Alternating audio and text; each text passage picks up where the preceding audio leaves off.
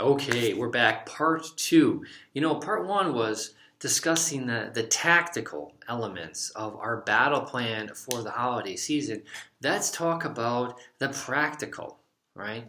We're going to probably be watching television. There's going to be, this is particularly true over the holiday, Christmas and New Year's. There's going to be a lot of advertisements.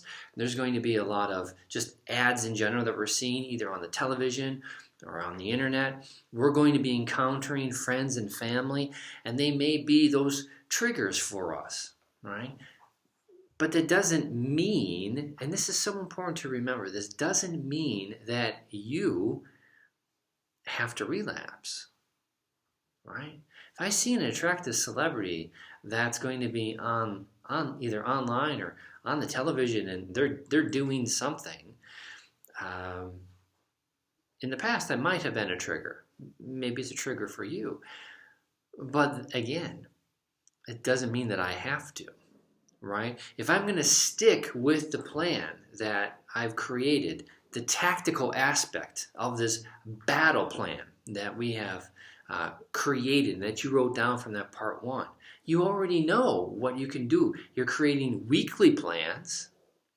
And then, of course, not just a weekly plan, but you're going to stick with your morning routines the day before and particularly the day of these particular holidays, right? Exercise, drink lots of water. Make sure that if necessary, you can leave if you're hosting, or come up with a kind of a good plan of when you would leave if you're visiting. Now, that's all the tactical part. But what's the practical part of it? The practical part is we know that if we're going to be bored, or maybe we're going to get somewhere where maybe we're angry, or if we're waiting for the food, maybe we're going to be hungry. All of these things are little triggers. It's maybe again even in-laws or family members. Perhaps maybe it's even your spouse. You have to right, as the addicts, we have to come up with a good solid plan for this. And so practical plan, what can that be? Write it out. What exactly are your triggers? Hopefully you've already done this, right? You've already done this. And if you have been stuck in this cycle of sobriety and then small relapses, and like I've said in some previous videos, I don't like counting, but I'm sure that a lot of us have counted. We know more or less how many days it is before we would relapse. We know maybe how many months it would be. Maybe it's going to be 8 months, or maybe it would be 6 months. Or we know that we're perfectly fine, but it happens to be every single year on this particular day or the day before, or when we are with that particular person, that we get a lot of strong urges or temptations to act out. And maybe we start to edge ourselves to doing this.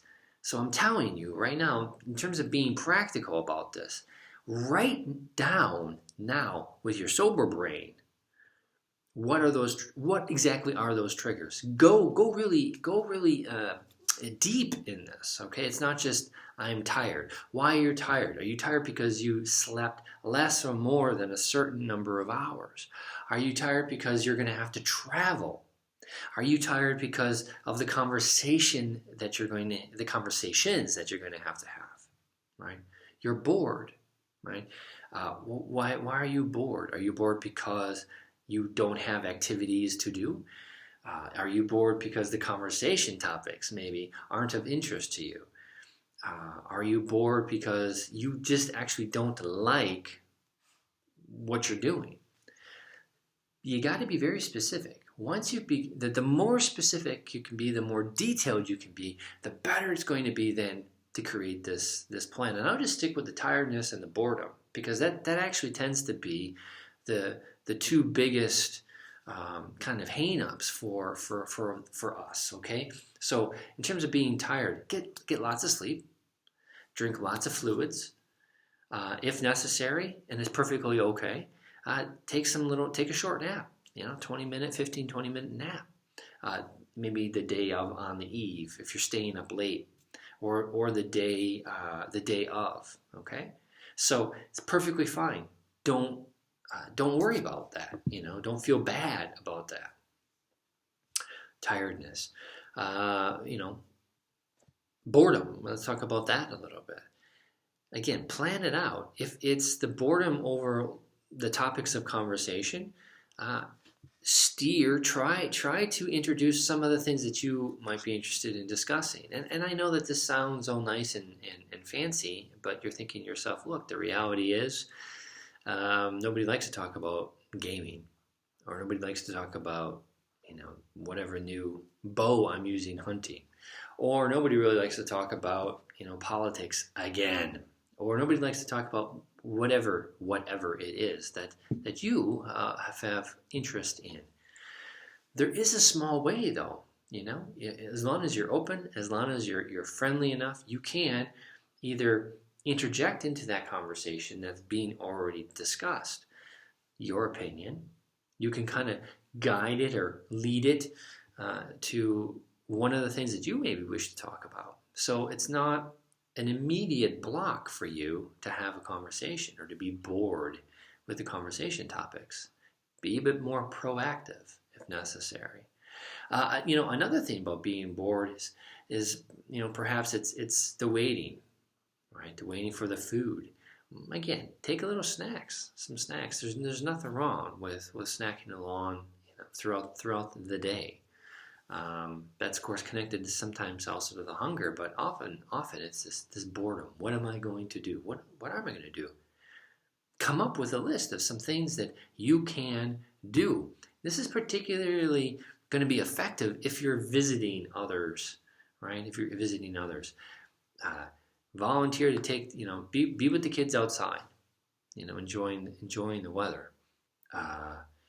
Perhaps you could be with, again, if it's family, be with them, volunteer to kind of be with people that may be family members, and this could also include the kids, that you normally wouldn't do, but it's an exercise in, what it actually is, I'll be very honest with you. It's an exercise in humility.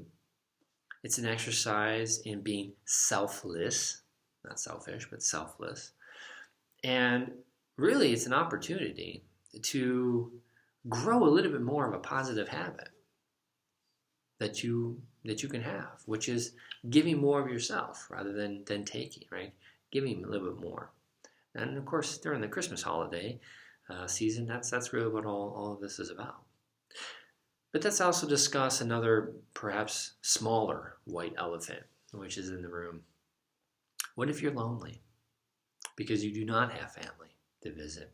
Friends will not be coming over, and you're going to be alone. And in the past, maybe you went to the bar. Maybe you went to the club, but now the clubs and the bars are going to be closed, or they're going to be under some form of restrictions. So you're going to be alone. Well, you don't have to be, right? Through social media, there are the opportunities to see where maybe there are some kind of meetups. Perhaps you got some neighbors who also are going to be staying for the holiday. Now, this is not a discussion about COVID. I don't really want to include COVID in our practical strategies, but nevertheless, if it's allowed, if it's possible, under the COVID restrictions, maybe do some short activity with some of those other neighbors that are alone by themselves on this holiday. Volunteer at a food bank. Volunteer to help at a shelter. You're not going to be alone. See, there are opportunities if you are proactive enough to find them. And I just gave you 2 examples where you could be doing. So you're not going to be sitting alone inside. So whether you're going to be with family or whether you're going to be by yourself, there are some practical ways that you can stay sober, that you can keep at bay those temptations, those urges for acting out, Create your battle plan. If you're married and you wish, share with your spouse. If you're by yourself, maybe put it on some little small cards or post-it notes and have it with you so you can refer to it. You can, you will survive this holiday season. Remember, your tomorrow begins today.